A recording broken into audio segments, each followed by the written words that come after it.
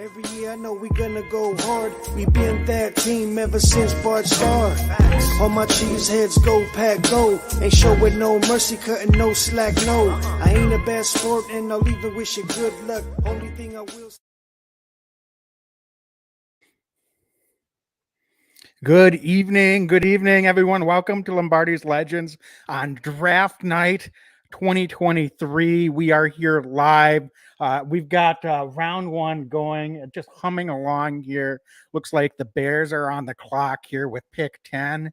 And joining me, as always, this evening is Dane. We're trying something new here. We're live on our Instagram as well as Facebook, Twitter, and YouTube Live. So, folks, thanks so much for jumping on here. We're going to get instant reaction when the Packers pick, but definitely want to get some thoughts here as well as far as who the Packers might take with their first overall pick. So we are going to go ahead and I've got Dane here joining here on the Insta. So Dane, go ahead, man. What are your thoughts here tonight? I know it's always exciting when it's draft night. Yeah, how's it going, buddy? What's up, everyone? Happy NFL draft night, Packer draft night. Good to see everybody live on here. I'm feeling good. I think that this is going to be it's a pretty important draft for the Green Bay Packers, right? I mean, this is a draft where it's the first time in a long time that we don't have a established starter at the quarterback position. So what route does Goody and company go? Is this something where the Packers determine that they want to add talent around Jordan Love on the offensive side of the ball? Do they stay tried and true to what they've done the last few years, which is, go defense and continue to add on that end? I mean, it remains to be seen where we go here, but I know a lot of Packer fans are chomping at the bit for a young man from Ohio State at wide receiver. There's a lot of talent that's going to be on the board here at 13 for the Packers. So looking forward to watching this thing play out here right now. Wags, how are you feeling? And hey, everybody that's watching, following along on Insta or Facebook or Twitter, or YouTube, or everything. So how are you all feeling?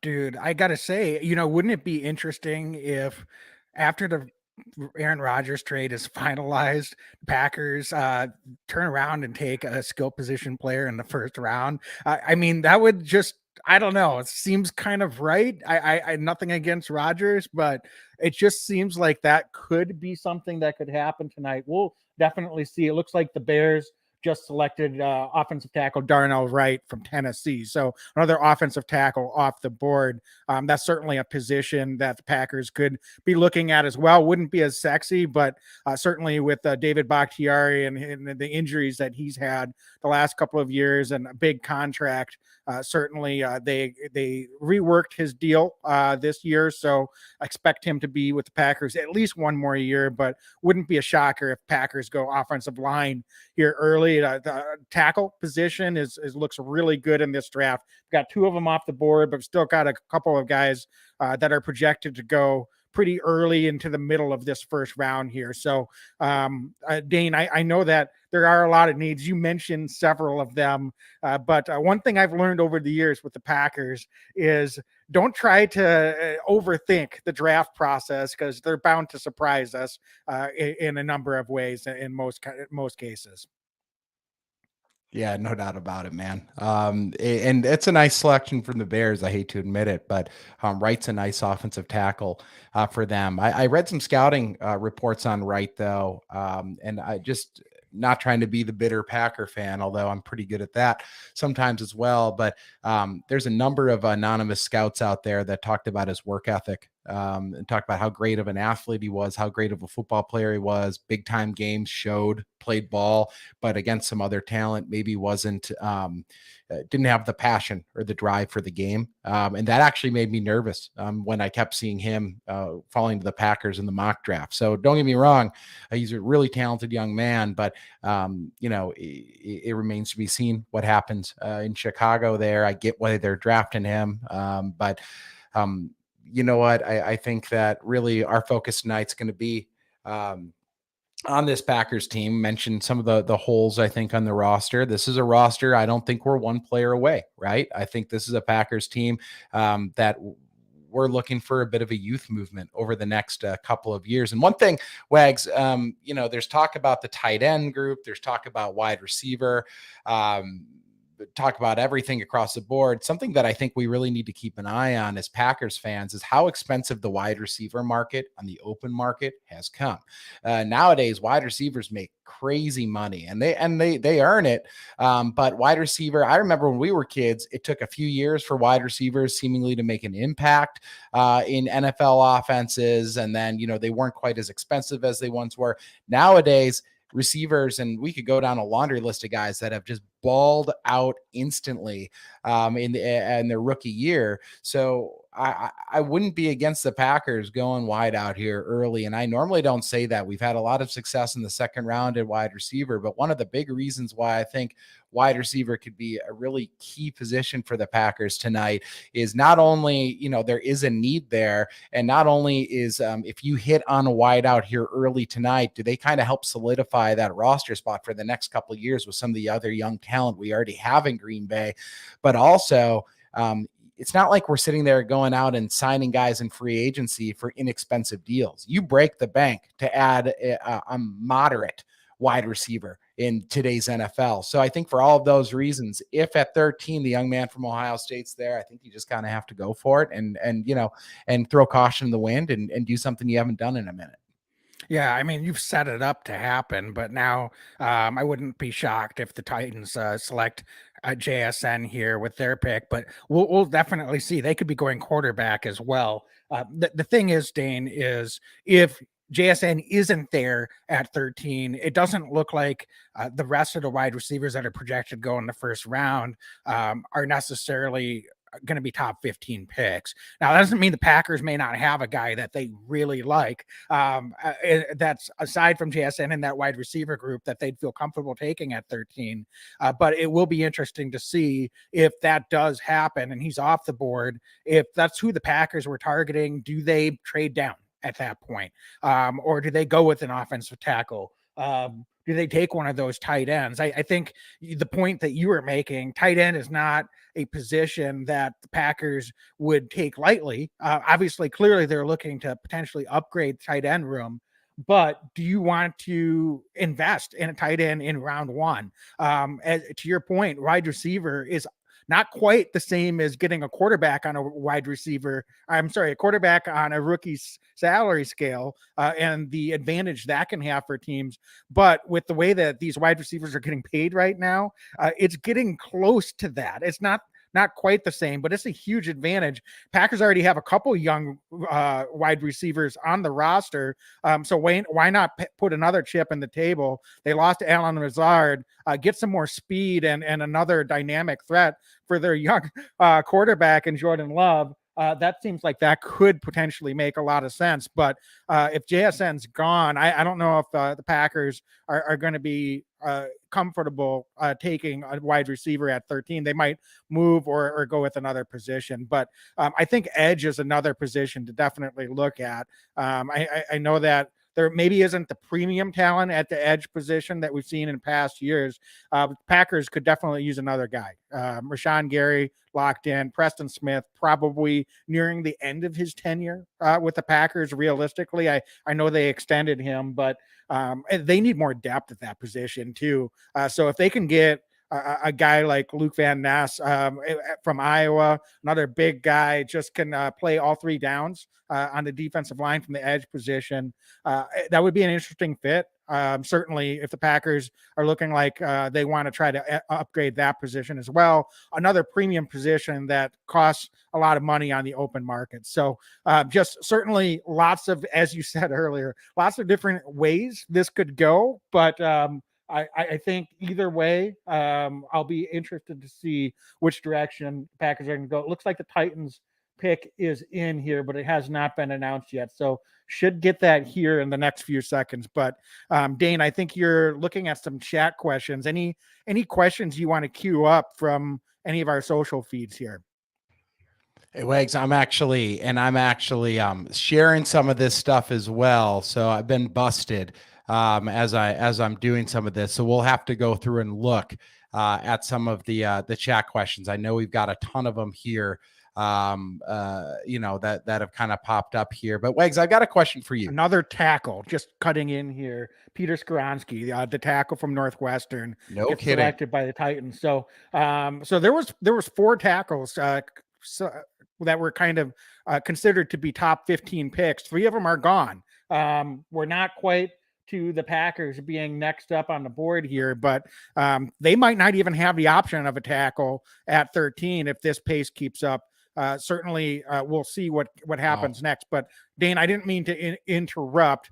You were about to ask a question or queue up some questions that we had from the chat. Yeah, I mean, I'm looking at some of the chat questions here, and I'm seeing a lot of folks talking about Mayer, the tight end from Notre Dame, big number 87, Wags. He looks like Gronk. I don't know if he plays like Gronk. I haven't watched a ton of Notre Dame football, but just kind of a fascinating guy. I don't know if he's a 13 guy there, but could you foresee the Packers trading back and still maybe getting Mayers, relatively shortly thereafter? Because that's, you mentioned there's a possibility of the team trading back. If there's somebody there in that 13 range and somebody wants to jump, it might not cost as much as folks think. If it's only a couple trade back, Packers could still add another young pick and still get maybe the guy that they're targeting. Because the tight end group for the Packers, while it's not necessarily your premier selection in the top 15 historically in the NFL, if we're talking purely from a need perspective, realistically, we have Josiah DeGuara, who is not a traditional inline tight end. We have Tyler Davis, who's been a special team standout, but that's kind of what you have as 2 guys that have NFL experience. And we have a couple other guys, Nick and Austin, a couple other tight ends that are going to come into camp. But realistically, this is a Packers team that is really looking for an every down tight end that can play inline, that can help move the chains. And I'll tell you what, we're so used to Aaron Rodgers using the sidelines, but traditionally a lot of quarterbacks, especially more inexperienced quarterbacks like a Jordan Love to have a security blanket over in the middle of the field that catches a lot of footballs. Mayers from Notre Dame, I know, catches a ton of footballs over the middle, has really, really good hands. We don't have Robert Tonyan anymore. It would not be the worst thing in the world if the Packers could trade back and still land somebody that we can rely on over the middle of the field to help move the chains. Yeah, what if they trade back with the Jets back to 15 and pick up another one of the Jets picks here? Amazing. I mean, that would be just fine with me. But yeah, I agree, Dane. I won't be upset if we take Kincaid or Meyer at 13 at tight end, but I just feel like they could get better value. That's just me, and I'd love to get one of those guys, but wouldn't mind if they pick up an extra selection by trading down, and one of those guys falls into their laps by going a little bit later here, whether that's moving down 2, 3, or 5 spots.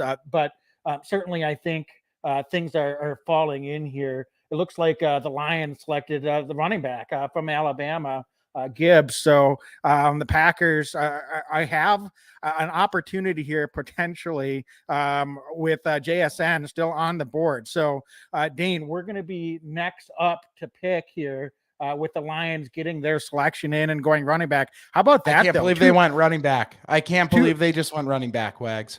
Yeah, 2 running backs in the top 12. That's, I mean, talented players. Nothing against those guys. Trust me, but that's surprising. The Lions have been very disciplined in how they've drafted, but they've got 5 picks in top 55. So they're probably looking at it like they're going to be able to upgrade their roster across lots of different position groups, no matter what. So they must feel like this is the best player left available. And so they went and grabbed him. So, I mean, it's aggressive, no doubt about that, but not necessarily the spot I'd be wanting to take a running back either, Dane.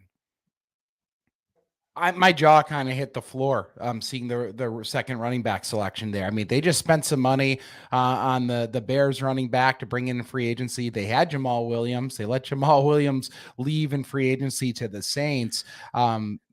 Go ahead, Wags. Or is the pick coming in? No, I'm getting jittery. I'm starting to get the anxiety. Everybody in our chat just saying JSN, JSN. And how many times JSN, over yeah. the years have we set ourselves up that we've got the guy that we want, all the fans want, falls to us, and then the Packers go and take like a defensive tackle or something that everybody thought was going to be an early second round pick that they grade really high on their board. So, I'm not trying to jinx us here, Dane. I'm just getting some of that very, very pre-selection anxiety because it feels like it's too good to be true. And oftentimes when it comes to draft night with the Packers, it usually is. So please talk me off that ledge as we get nearer to the selection.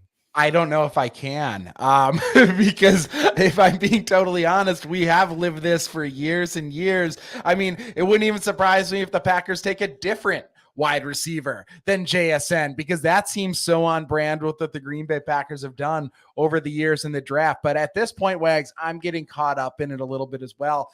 JSN season, baby. Let's bring the young man in, pair him with Christian Watson, with Romeo Doubs, with Samori Torre, Jeff Cotton Jr., Bo Mel, bring them all in and let's ball out. Because, I mean, that makes the offense, that makes Jordan Love's job just slightly easier, right? When you have another premier wide receiver on the roster. Come on, let's do it, Goody.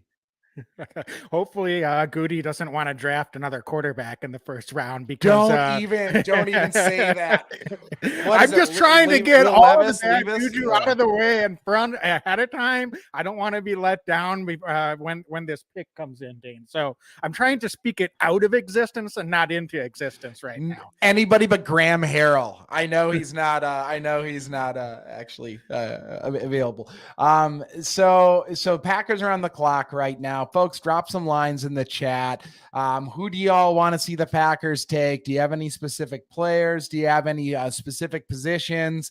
I mean, this I can't remember the last time we drafted at 13. This is pretty high up. I hope we don't get used to drafting in the top 15. I hope that next year we're drafting really late, except for a first round pick early from the Jets. But who do y'all want? I got to think wide receivers the play here for the Packers, or some kind of weapon for Jordan Love. I normally love going defense, Wags, but let's go offense. Let's give Jordan some help.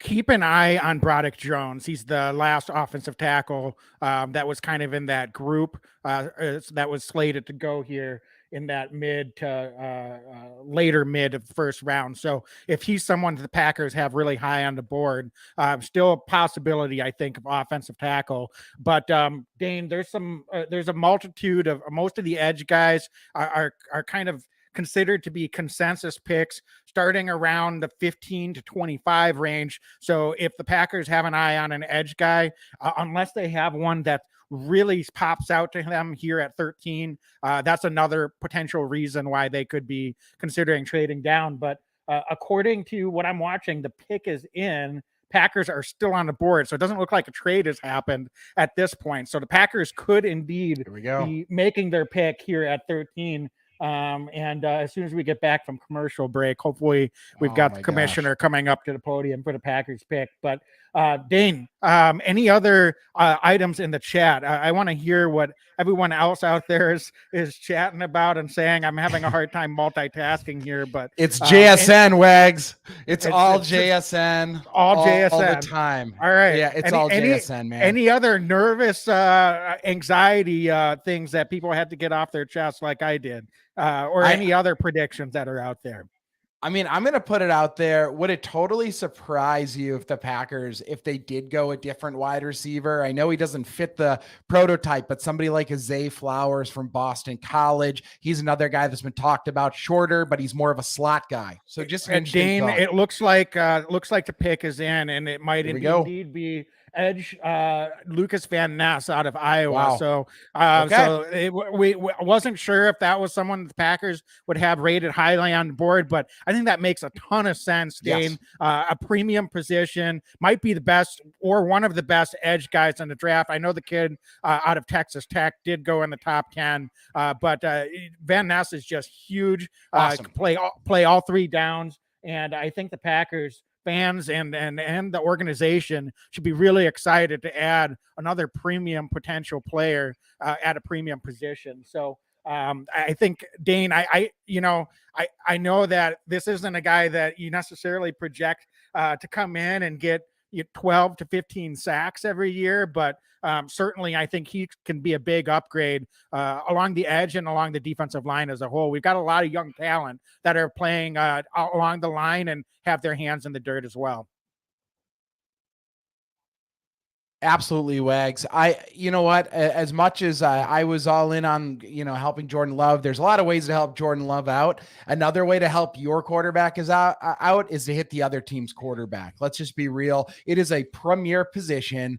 And you're right. Preston Smith, another year, probably maybe another one after that. Rashawn Gary coming back from injury. We love what JJ and Igbari did last year, but now all of a sudden you've got another premier pass rusher for the Green Bay Packers coming off the edge. I always point to the New York Giants from a number of years ago where they just had too many guys you couldn't block in obvious passing downs. Wags, think about how many times last year where we could not get off the field on third down. It happened so many times. I lost count last year. It was so frustrating. Couldn't get to the quarterback. I think that, you know what, going and taking an edge at 13, it's not the sexy wide receiver pick, but it is sexy when he and Rashawn Gary are playing meet me at the quarterback around week 8 or 9 this season. So I don't hate this pick at all. Excited about what this young man's going to be able to do. He's an Iowa kid. We have a lot of positive history with Iowa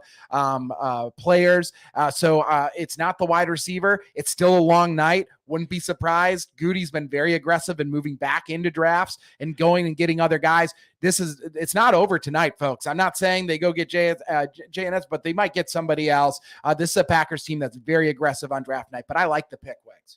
Yeah, we've got a few extra picks, obviously a couple picks in the second round. So it wouldn't be a shocker if particularly maybe one of those tight ends, if they start to fall into the 20s, if the Packers jump back up, if they see some value there, I wouldn't be shocked to see that. It's what we talked about.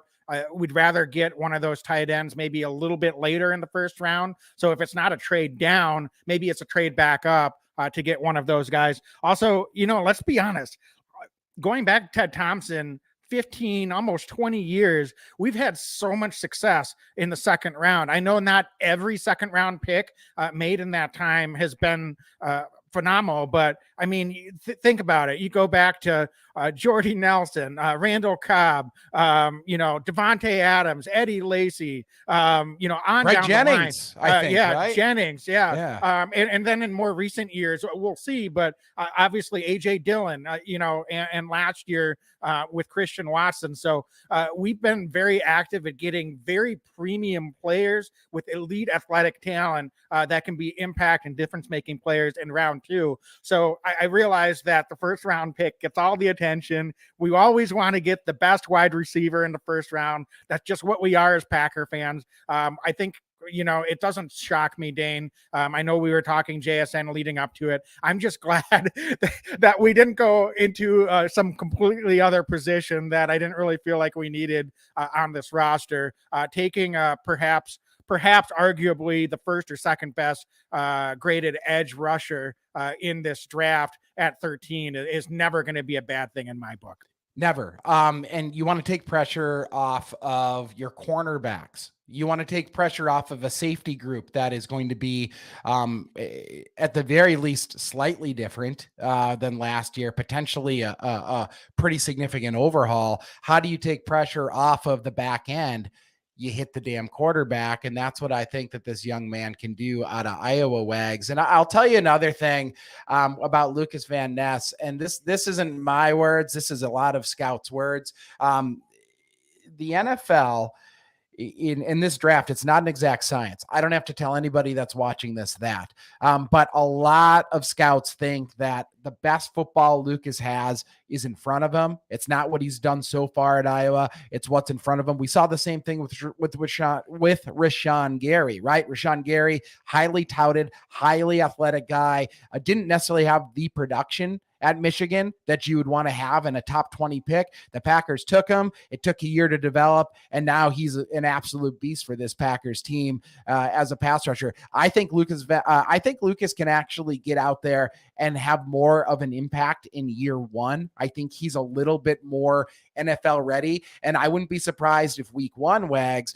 we're going to be looking at Lucas on the other side of Preston Smith, JJ Enagbari, Justin Hollins pitching in as your third and fourth pass rusher. But again, come week 6, 7, 8, they're going to be able to work Rashawn Gary back in, and they're going to be, I think, being able to stay in football games, win football games, use their defensive strengths through their pass rush. And a big part of that's going to be Lucas's, development and growth here. But again, Wags, I promise you, week 8, week 9, Lucas has a few sacks out there. Nobody's going to give a damn when he was taken, how it was going to happen. They just care that he's making an impact. And I'm really excited that he's a pick for the Packers now. Yeah, for sure. So I know we've got a lot of other comments here, and there's some folks out there that are disappointed. Not surprisingly, there's folks out there that are excited, and that's what draft night is all about. But Dane, I think we got in early. This is not something we're used to. Sometimes we're staying up till 11, waiting for the Packers to select at the end of the first round. I'd rather do that most years than be up where we're at, but it's kind of fun at the same time. Coming off a little bit of a disappointing season, one bonus that we haven't had, as you said, in a long, long time, is being able to get a little bit of a higher selection.